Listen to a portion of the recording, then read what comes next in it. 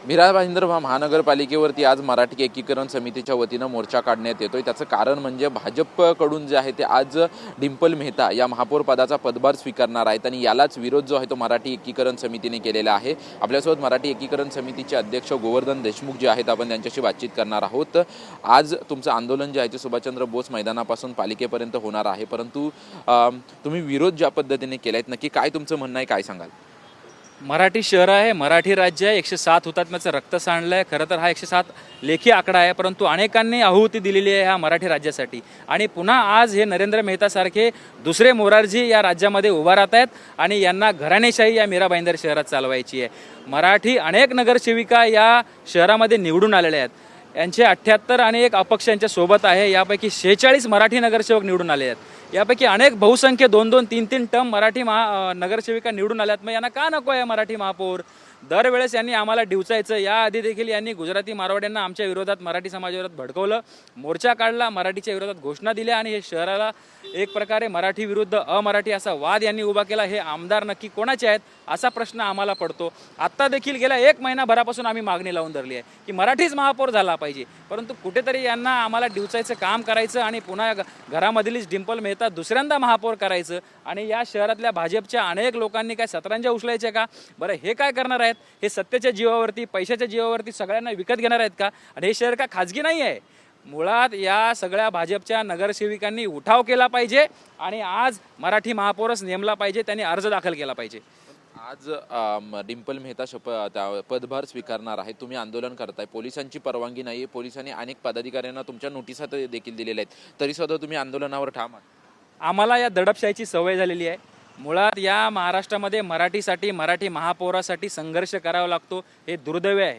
माननीय देवेंद्र फडणवीस आणि माननीय उपमुख्यमंत्री एकनाथ शिंदे साहेब आपण छाती ठोकपणे भर सभेत सांगितलं होतं की मराठीच महापौर होईल। मग आता ते काय झालं? नरेंद्र मेहता तुमचं ऐकत नाही आहे का? आणि असे आमदार जर माननीय मुख्यमंत्र्याचं ऐकत नसतील तर मग या शहरामधलं हे वातावरण का बिघडू पाहतायत? तर आमची पोलिसांना देखील विनंती आहे की आपण दडपशाही वापरू नये। आम्हाला लोकशाहीच्या मार्गाने, आमच्या हक्काप्रमाणे आम्हाला या ठिकाणी आंदोलन करण्याची मुभा असावी आणि आम्ही हा मोर्चा महानगरपालिकेवर नेणार आणि मराठीच महापौर झाला पाहिजे हा निर्णय बदलला गेला पाहिजे। माननीय मुख्यमंत्र्यांनी बहुसंख्य मराठी जणांची ही हाक ऐकली पाहिजे आणि या मीरा भाईंदर शहराची एक मराठी ओळख टिकवली पाहिजे। महायुती म्हणून इतर महानगरपालिकांमध्ये निवडणुका झाल्या होत्या। शिंदेच्या सेनेचे देखील 3 नगरसेवक या ठिकाणी आहेत। प्रताप सरनाईक वारंवार या ठिकाणी येत असतात, त्यांच्याशी तुमचं बोलणं झालं होतं का मराठी महापौराविषयी? बघा, हे राज्य शासनामध्ये, हे सत्तेमध्ये एकत्र आहेत, त्यामुळे हे आमच्या विरोधात आहेत।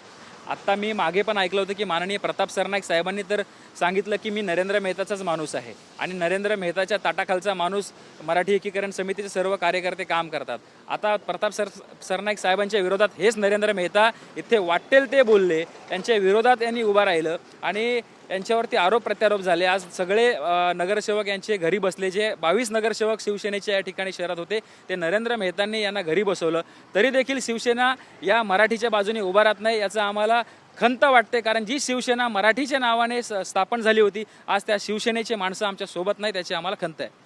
शेवटचा प्रश्न, आज एकच उमेदवारांनी अर्ज भरलेला आहे महापौर पदासाठी, भाजपच्या डिंपल मेहता आहेत, दुसरं कोणीही भरलेलं नाहीये। आज त्या पदभार स्वीकारतील, जवळपास निश्चित आहे, विरोध कायम तुमचा असणार आणि जरी त्यांनी पदभार स्वीकारला तर पुढची भूमिका मराठी एकीकरण समिती म्हणून काय असणार? बघा, तुम्हाला एक सांगतो की आमच्या बेळगावमध्ये सीमा भागाचा आमचा प्रश्न आहे, त्यावेळेस आमचे शिवसेनेचे तिथे मोरे नावाचे महापौर होते, तर कानडी संघटनेने अक्षरशः त्यांच्या तोंडाला काळं फासलं होतं। महाराष्ट्रामध्ये हे मराठी समाज आपला यांना का सहन करतो हा प्रश्न आम्हा जनसामान्यांना पडतोय। माननीय मुख्यमंत्र्यांनी खरं तर आजच निर्णय घेतला पाहिजे की नाही, डिंपल मेहता नाही, इथे घराणेशाही नको। भाजपचा मुळात काय संकल्प असतो की प्रथम देश, नंतर पक्ष आणि नंतर स्वतः, परंतु इथे नरेंद्र मेहता घराणेशाही चालवतात आणि घराणेशाहीच्या नावाने डिंपल मेहता पुन्हा एकदा महापौर बसवतात। हे बदललं गेलं पाहिजे, उग्र आंदोलन होणार जोपर्यंत हे महापौर बदलत नाहीत। आम्ही मात्र या शहरामध्ये अनेक वेळा आंदोलन करत राहणार, हे मात्र नक्की। धन्यवाद आमच्याशी बातचीत केल्याबद्दल। आपण पाहतोय की डिंपल मेहता आज पदभार महापौर पदाचा स्वीकारणार आहेत आणि जोपर्यंत भाजपकडून बदलला जात नाही तोपर्यंत उग्र आंदोलन आम्ही करणार, अशी भूमिका जी आहे ती मराठी एकीकरण समितीच्या वतीनं घेण्यात आलेली आहे। कॅमेरामन कमलेश डोंगरे सह निवृत्ती बाबर, TV9 मराठी, मुंबई।